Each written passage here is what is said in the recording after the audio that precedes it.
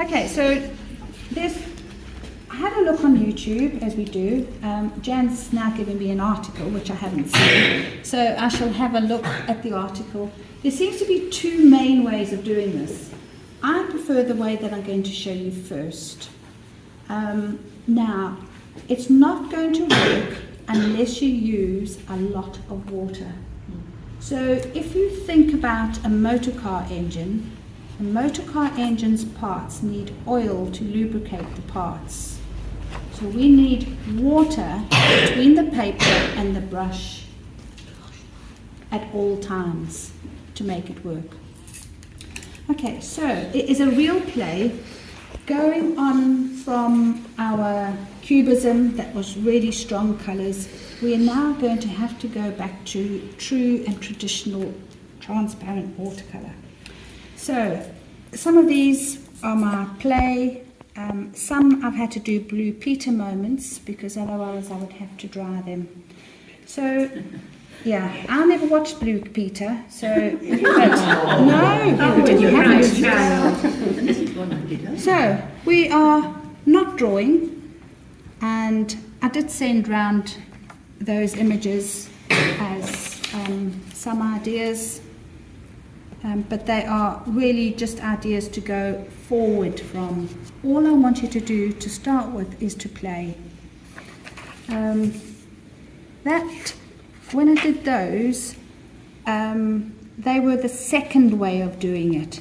But actually what I have found is that you end up doing both methods together at the same time. And then I thought, right, okay, in order to make it look transparent, you actually need a dark background. So I just put a dark background in just to see what was going to happen. And I did it very, very quickly, just to see. And then I put some little dewdrops on as well, just because why not?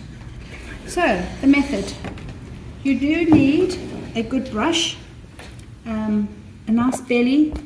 It needs to be able to hold a lot of water. Do you want to sit, Trish? No, you're right. And we are literally going to paint a petal, okay?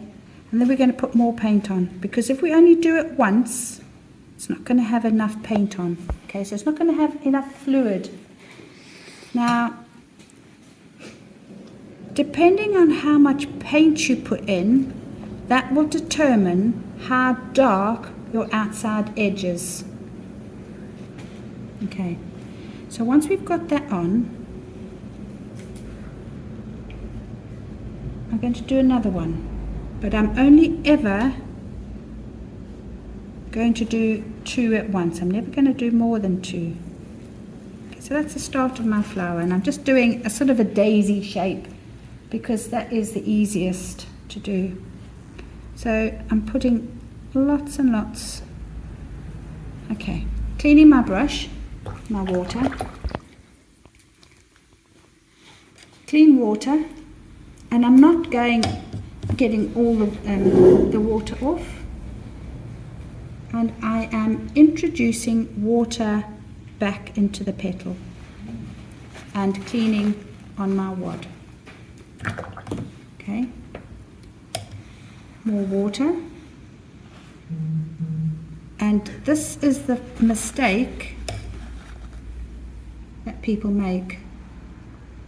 They go clean, they remember to clean, and then they take all the water off the brush and then they go in with a dry brush. That brush, every time it touches, has to have water on it. Okay? Now, whether you just clean it off, I'm cleaning my brush out. So I'm taking the red paint out of my brush in my dirty water, putting it onto my wad just to get rid of the remnants of the pink, because if I do not, I'll be putting red water into my flower. So instead of lifting, I'll be adding pigment in and then putting in. Can you see what's happening?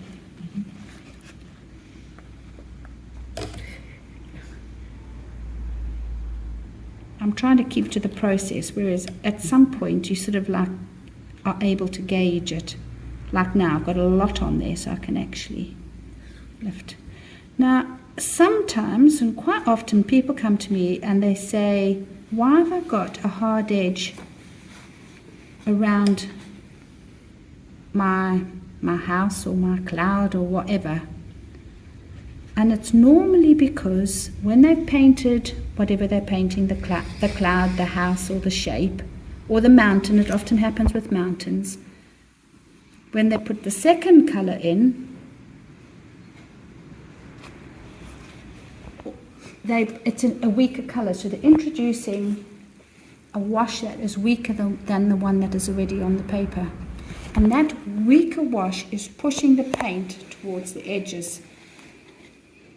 So the water pushes the thicker particles of paint towards the dry edge.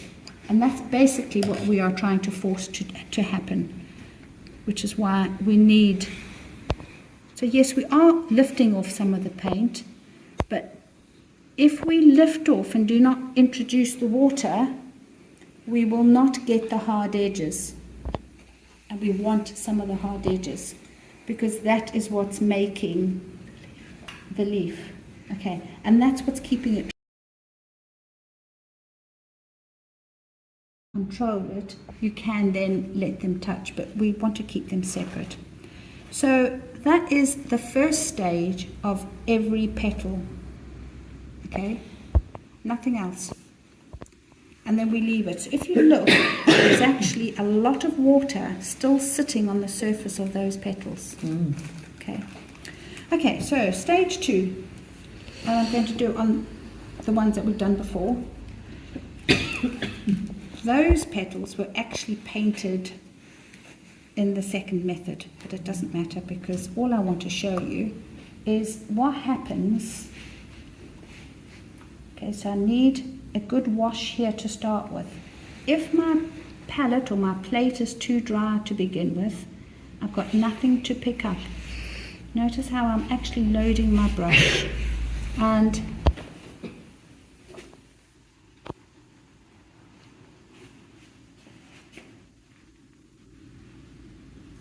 okay, so I've got another one in there, and we'll do another one in here. Now I've got those two middles are touching. Okay, now the reason that I do 2 is because I find if you just let that paint settle into the paper for a little bit, you sort of get a better line. You're not lifting it all off straight away.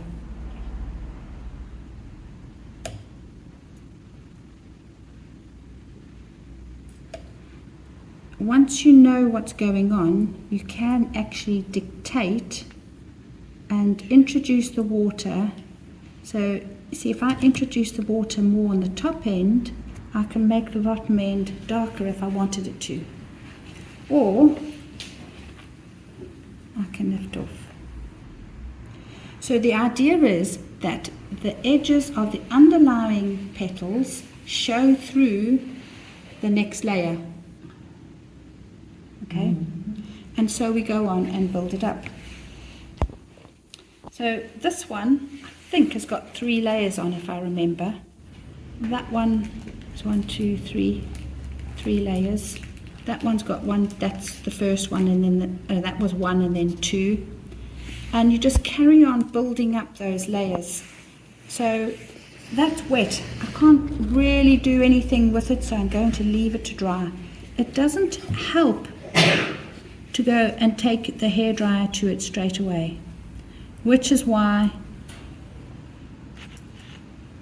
for today I'm just doing flowers. I'm just trying to get the hang of what we're going to do, certainly for the first part of the lesson. Second part, when you think you've got the hang of it, you can start to say, what am I going to do with it?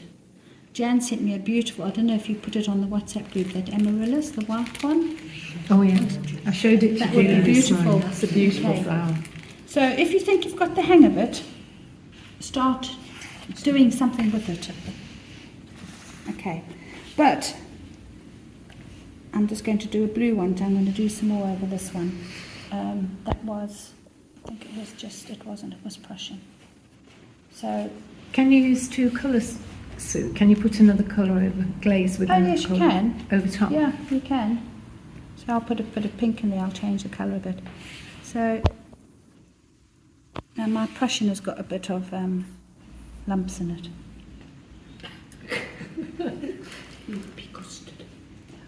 Okay. So got to have that, got to have that. Are you going to say, well, why we've got the rigger? Can you see, Gail? Or stand up. Yes. Or move. Okay, so keep adding the water, you keep adding the water. Now, in a class situation, you may want to dry the underneath layers, okay? If your underneath layers are dry, they should not lift when you put the second layer on, mainly because I'm not scrubbing. It is a very gentle motion, and I've got the water is my oil. So I've got the water between my brush and the paper. Okay, these have dried overnight. That one I could possibly go and start drying, but there's a lot of water still on it. It's best to leave it, okay, because it is still working. All those, you see those little fine edges, they are still working. Is that 300 paper soup? This is 425. Let me show you the next stage. Well, not the next stage yet, but another way of doing it. So I've put a very weak solution on. Now, I've done that so that you can see it. Okay. Normally, I would just put water, but then you wouldn't be able to see. And then I'm taking my rigger and I am introducing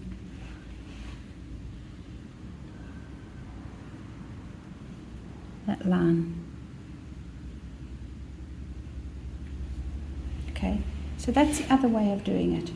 Now, depending on how strong you make that line, it may bleed in.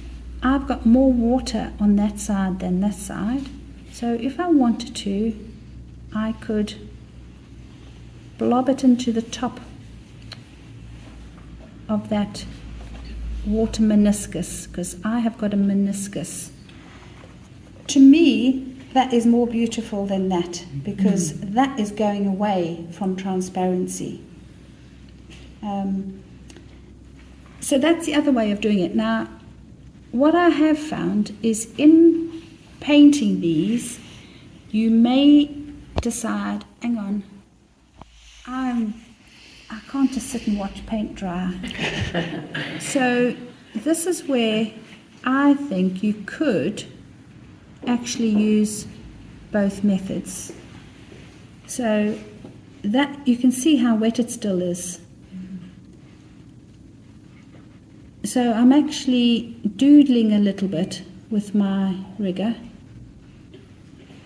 and I'm introducing a bit more colour on the edges.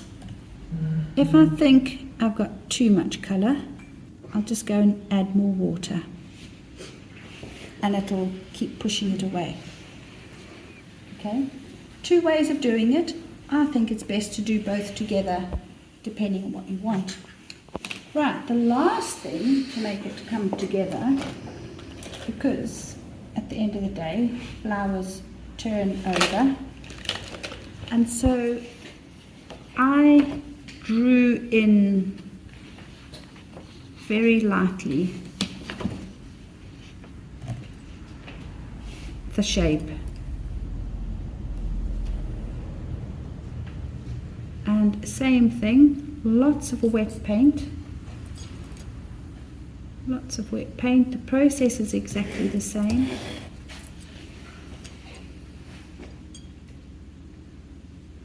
If that shape was a little bit bigger, I could have used my big brush. And I'm putting water in. Okay? So again, I want to force that paint to the edges, which is what I'm doing. And then, like here, I went back in afterwards and I did start to fiddle. But the more you fiddle, it's taking it to another level. And all I want us to do today is to end up with a whole lot of those completed. 3, maybe 4 layers, some curls, some whirls, different colours. Once you've done that, you can start putting some stems on if you wanted to. There's another thing I was going to show you. The little dewdrop. We have done this before. So on the flower, on the dry flower, I'm going to do quite a big dewdrop so you can see. Okay, so I've just introduced some water and I am going to inject, it's a bit like the bubbles. So instead of soapy bubbles, we're injecting, where is it?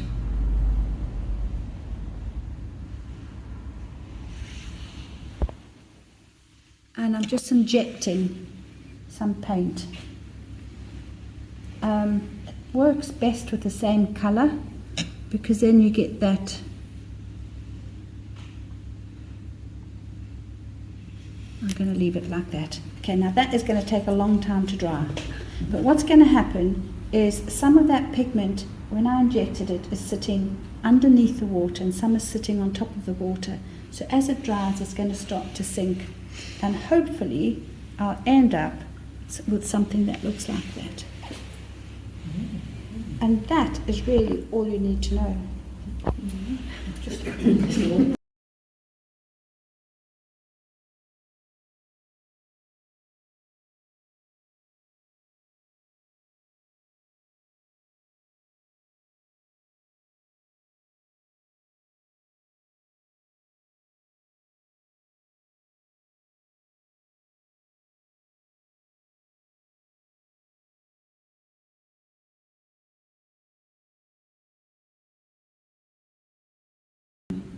Some curls, some whirls, different colours.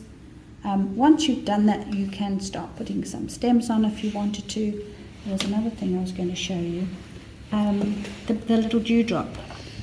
We have done this before. So on the flower,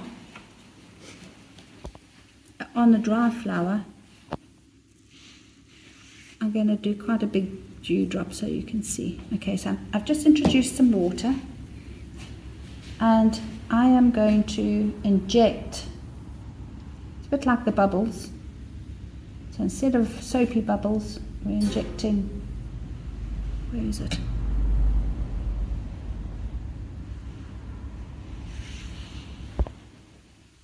And I'm just injecting some paint. It works best with the same colour because then you get that I'm going to leave it like that. Okay, now that is going to take a long time to dry. But what's going to happen is some of that pigment, when I injected it, is sitting underneath the water and some is sitting on top of the water. So as it dries, it's going to start to sink. And hopefully, I'll end up with something that looks like that. And that is really all you need to know. Sue, would you do the background afterwards? If you're going to do a background, I would do it afterwards. And when I did that, I knew that was pink, so opposite to pink was the green. So that wasn't pink, it was ultramarine. So opposite ultramarine is a green. I didn't have a green in here, so I mixed a green with Prussian and New Gamboge. And so that is basically Prussian, New Gamboge and alizarin crimson. But none of it is mixed like a cement mix. I dumped my background and I just put it in, and then I introduced water the same way as we did this. I just let it, and I just negatively painted around it. Is that Queen Rose?